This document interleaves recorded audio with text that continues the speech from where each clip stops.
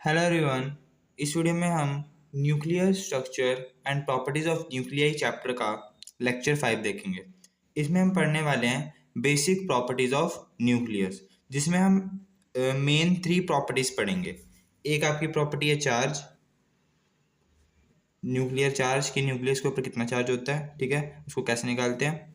Second हम देखेंगे nuclear size, nuclear size. और थर्ड प्रॉपर्टी हम देखेंगे न्यूक्लियर डेंसिटी, न्यूक्लियर डेंसिटी। तो सबसे पहले हम स्टार्ट करते हैं चार्ज से, ठीक है। न्यूक्लियस के ऊपर कितना चार्ज होता है, तो देखिए सिंपल सी बात है। न्यूक्लियस के अंदर आपके पास कौन कौन होता है, पहले तो कौन होते हैं, न्यूट्रॉन्स होते हैं और प्रोटॉन्स होते हैं। न्यूट्रॉन और प्रोटॉन से मिलकर न्यूक्लियस बना होता है। तो इसका मतलब जितना चार्ज न्यूट्रॉन्स के ऊपर और प्रोटॉन्स के ऊपर होगा उसका सम ही न्यूक्लियस के ऊपर होगा, ठीक है। न्यूट्रॉन्स के ऊपर और प्रोटॉन्स के ऊपर जितना चार्ज है उसका सम कर दो, जो आंसर आएगा वो आपका न्यूक्लियर चार्ज है, ठीक है ना। तो यही लिखा है, nucleus consist of neutrons and protons, therefore the nuclear charge is the sum of its constituent particles. जो उसमें उसके अंदर पार्टिकल्स हैं, न्यूक्लियस के अंदर जो पार्टिकल्स हैं, जिसको जो कौन कौन से हैं, न्यूट्रॉन्स और प्रोटॉन्स, उनके चार्ज का जो सम है, ठीक है, वही न्यूक्लियर चार्ज होगा। तो निकालते हैं हम न्यूक्लियर चार्ज कितना होगा। तो देखिए सबसे पहले हम न्यूट्रॉन की बात करते हैं। न्यूट्रॉन के अंदर न्यूट्रॉन के ऊपर कितना चार्ज होता है, तो चार्ज ऑन वन न्यूट्रॉन कितना होता है, 0 होता है, ठीक है। तो एक न्यूट्रॉन के ऊपर कितना चार्ज है, 0 चार्ज है। और न्यूक्लियस के अंदर कितने न्यूट्रॉन्स होते हैं, ए माइनस जेड होते हैं, ठीक है। तो टोटल चार्ज ड्यू टू, यहाँ पे लिख लो, A minus Z neutrons in the nucleus. A minus Z neutrons के ऊपर कितना चार्ज होगा, कितना होगा, वो भी 0 होगा, क्योंकि एक न्यूट्रॉन के ऊपर अगर 0 है तो ए माइनस जेड सभी के सभी न्यूट्रॉन्स के ऊपर कितना होगा, 0 इंटू ए माइनस जेड कर दो, तो क्या आ जाएगा, 0 ही आ जाएगा, ठीक है। इसको हम इक्वेशन में 1 मान लेते हैं। अब हम बात करते हैं प्रोटॉन की। एक प्रोटॉन के ऊपर कितना चार्ज होता है, प्लस ई चार्ज होता है। ई की वैल्यू क्या होती है, 1.6 इंटू 10⁻⁻19, ठीक है। तो इतना चार्ज होता है एक प्रोटॉन के ऊपर।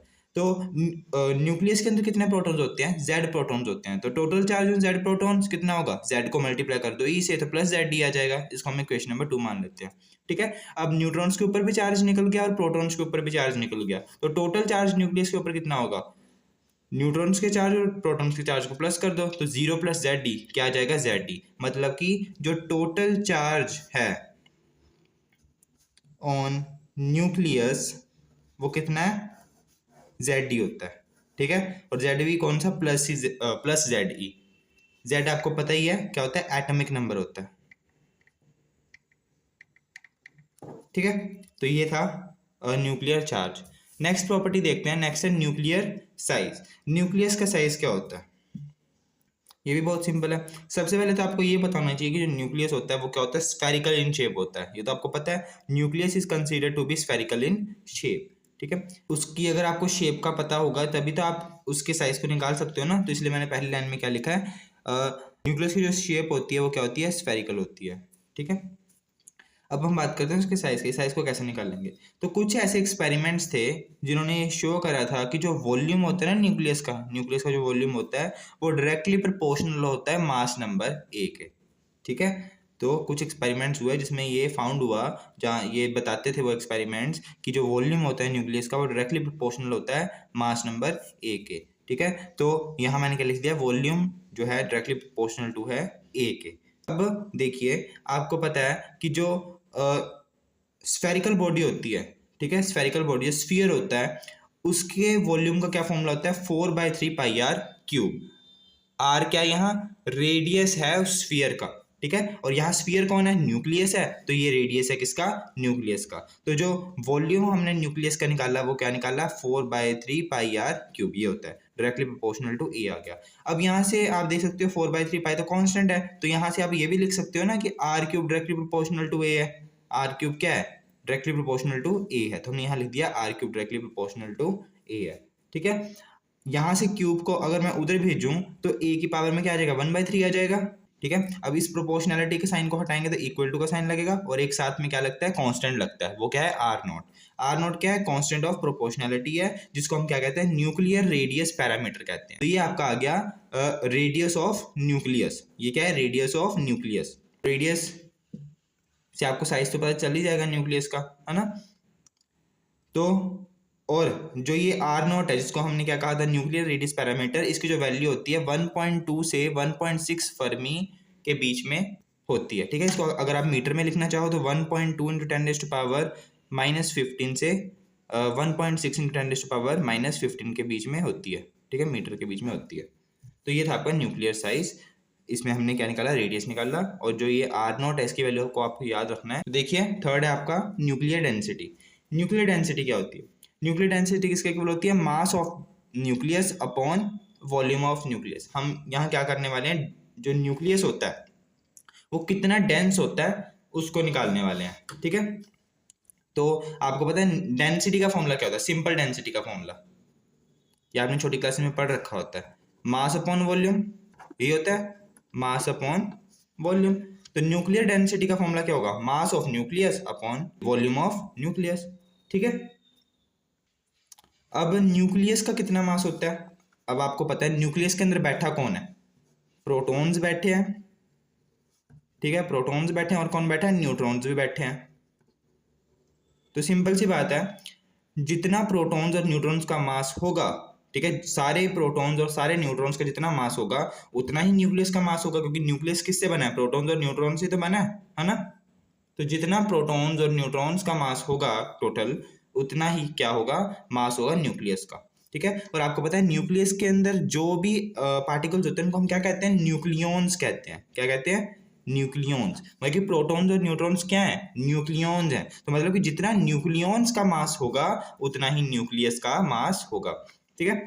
तो मास ऑफ न्यूक्लियस की जगह हम क्या लिख सकते हैं? आप सबसे पहले तो आपको एक न्यूक्लियॉन का मास पता होना चाहिए, मास ऑफ वन न्यूक्लियॉन। इसको मल्टीप्लाई कर दो टोटल न्यूक्लियॉन से, नंबर ऑफ न्यूक्लियॉन्स, ठीक है।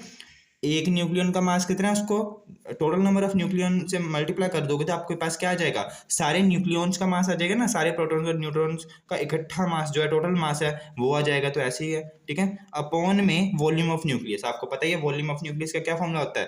4/3πr³, क्योंकि वॉल्यूम क्या है? एक स्फीयर है, ठीक है। तो स्फीयर के लिए जो फॉर्मूला होता है वॉल्यूम का, वो होता है 4/3πr³। नेक्स्ट देखिए, अब एक न्यूक्लियन का मास कितना है, ठीक है। जो न्यूक्लियस के अंदर जो न्यूक्लियन होते हैं उनका मास कितना होता है? एक न्यूक्लियन का मास कितना होता है? वो होता है 1.66 × 10⁻⁻27, ठीक है। और नंबर ऑफ न्यूक्लियॉन्स कितने होते हैं? जितना मास नंबर होता है, आपको पता है मास नंबर किसके इक्वल होता है? मास नंबर ए किसके इक्वल होता है? Number of protons plus number of neutrons, वही किसी एटम का मास नंबर होता है, ठीक है। तो नंबर ऑफ न्यूक्लियंस क्या होते हैं? प्रोटॉन्स और न्यूट्रॉन्स जो होते हैं, है ना। तो कितने प्रोटॉन्स और न्यूट्रॉन्स हैं, वही नंबर ऑफ न्यूक्लियंस होते हैं, और उसको हम और क्या कहते हैं? मास नंबर कहते हैं। तो इसके जवाब मैं क्या लिख सकता हूँ? ए, मास नंबर, अपॉन में 4/3πr³। अब आपने आर की वैल्यू निकाल ली थी, देखिए यहाँ आर की वैल्यू क्या थी? R0 इंटू A⁻⁻⁻3, यही थी ना। तो आर की वैल्यू हम यहाँ पुट कर देते हैं, 1.66 × 10⁻⁻27 इंटू ए अपॉन में 4/3π, आर की जगह हम क्या लिख देंगे? R0 A⁻⁻⁻3 का क्यूब, ठीक है। इस क्यूब को इसको भी दे दो, R0 को भी, और ए को भी दे दो।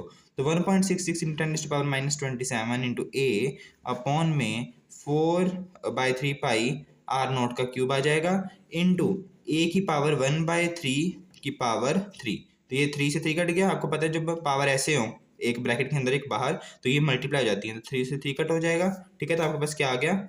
1.66 × 10⁻⁻27 इंटू ए अपॉन में 4/3π R0 क्यूब इंटू ये बचेगा अकेला ए बचेगा, ये ए से ए कट गया, ठीक है।